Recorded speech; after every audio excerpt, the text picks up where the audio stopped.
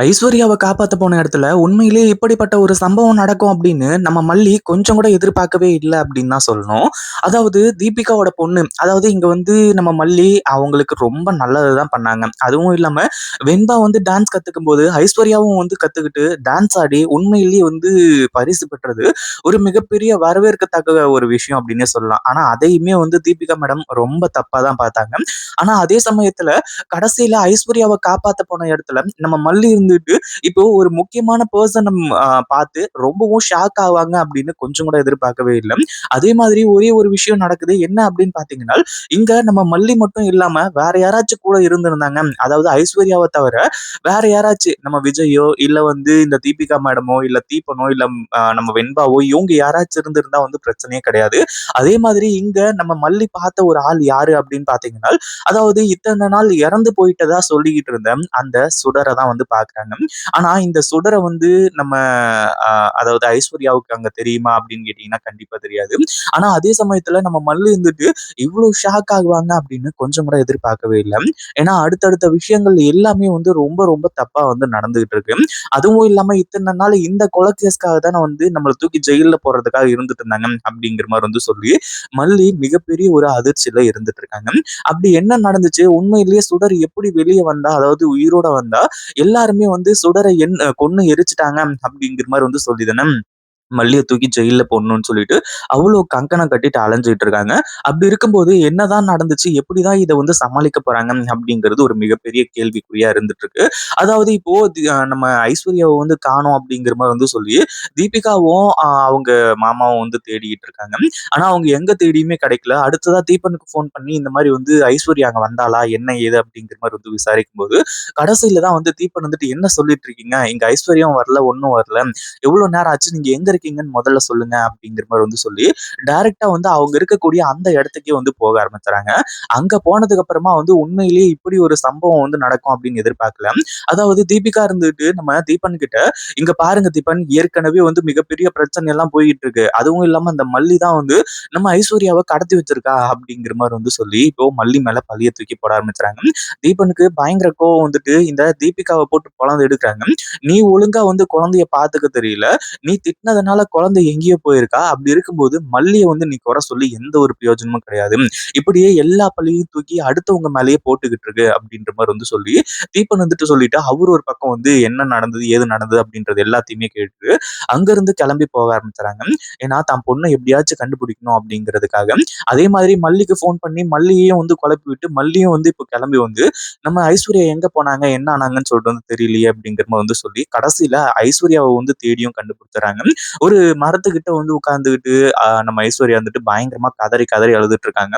இப்பதான் அதாவது ஐஸ்வர்யாவோட மனசுக்குள்ள என்னென்ன இருக்கு அப்படிங்கிற விஷயம் எல்லாமே மல்லிக்கு மட்டும் இல்ல. இன்னும் மத்தவங்களுக்கும் வந்து தெரிய வரப்போகுது. அதே மாரி மல்லியும் வந்து போயிட்டு, "எதுக்காகம்மா வீட்ட விட்டு வெளிய வந்த? என்னாச்சு? ஏதாச்சு?" அப்படிங்கிற மாரி வந்து விசாரிச்சுட்டு இருக்கிறது மட்டும் இல்லாம, அதே மாரி ஐஸ்வர்யாவுக்கு நெறைய மோட்டிவேஷனல்லாம் வந்து நெறைய விஷயங்கள வந்து சொல்றாங்க. ஆனா அதே சமயத்துல இப்போ இந்த சுடர் வந்து நம்ம மல்லியோட கண்ல படுவாங்க அப்படின்னு கொஞ்சம் கூட எதிர்பார்க்கவே இல்ல. ஏன்னா நம்ம மல்லி வந்துட்டு ஐஸ்வர்யாவ தேடி தான் போனாங்க.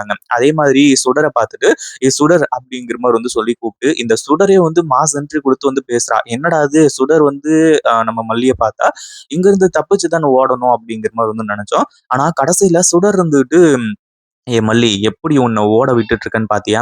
நான் இறந்து போனதா வந்து சொல்லி, உன்ன வந்து தூக்கி ஜெயில்ல போடப் போறேன். அதாவது நான் எவ்ளோ ஆசைப்பட்டேன் விஜய கல்யாணம் பண்ணிட்டு, அந்த சொத்து எல்லாத்தையுமே அடைஞ்சு எவ்ளோ சந்தோஷமா இருக்கணும் அப்படிங்கிற மாரி நெனச்சேன். அந்த சந்தோஷத்துல எல்லாத்துலயுமே நீ மண்ண வாரி போட்டுட்ட. அதனால உனக்கு தண்டனை கிடைச்சாகணும். நீ அங்கிருந்து போனதுக்கப்புறம் என்ன நடந்துச்சுன்னு தெரியுமா?" அப்படிங்கிற மாரி வந்து சொல்லி, ஒரு சில விஷயங்கள்லாம் வந்து சொல்றாங்க.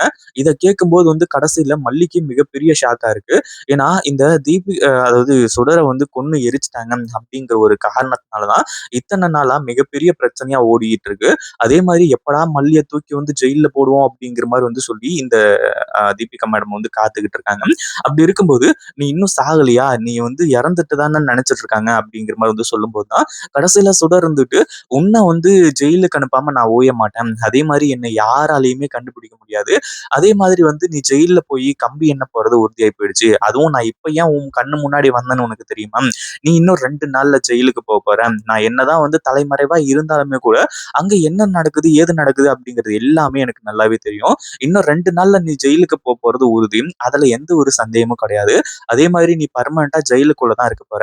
அதாவது உயிரோட இருக்கிற ஒருத்திய கொலை பண்ண தான் நினைச்சு நீ வந்து ஜெயில்ல போய் கஷ்டப்பட போற அப்படிங்கிற மாதிரி வந்து சொல்லி, இப்போ அந்த ஒரு விஷயத்த வந்து தெரியப்படுத்தணும் அப்படிங்கிறதுக்காக வந்தேன்னு சொல்லிட்டு வந்து சொல்லிடுறாங்க. அடுத்ததா இந்த சுடர் வந்துட்டு அங்கிருந்து எஸ்கேப் ஆகி ஓட ஆரம்பிக்கிறான். இப்போ மல்லியோட மனசுக்குள்ள மிகப்பெரிய கேள்வி எல்லாம் இருந்துச்சு. அது எல்லாத்துக்குமே பதில் கிடைச்சது.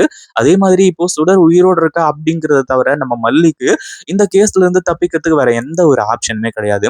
அதே மாதிரி தீபிகா, தீபன் இவங்க எல்லாருமே மாஸ் என்ட்ரி வந்து குடுக்குறாங்க. அப்பதான் வந்து தீபிகா கிட்டலாம் இந்த மாதிரி சுடர் நம்ம இறந்துட்டதா வந்து நினைச்சிட்டு இருக்கோம். சுடர் ஆனா உயிரோட தான் இருக்கா. இப்பதான் இங்க வந்து என்கிட்ட பேசிட்டு போனா.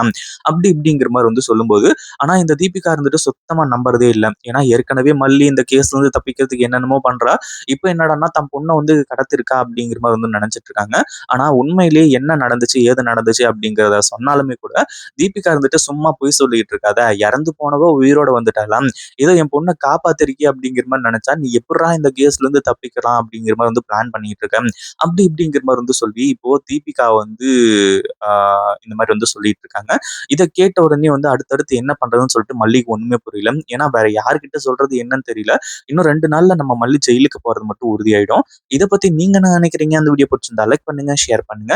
இப்பதான் நம்ம சேனலுக்கு ஃபர்ஸ்ட் டைம் வரீங்க அப்படின்னா, கீழ இருக்க சப்ஸ்கிரைப் பட்டனை பிரஸ் பண்ணிக்கோங்க.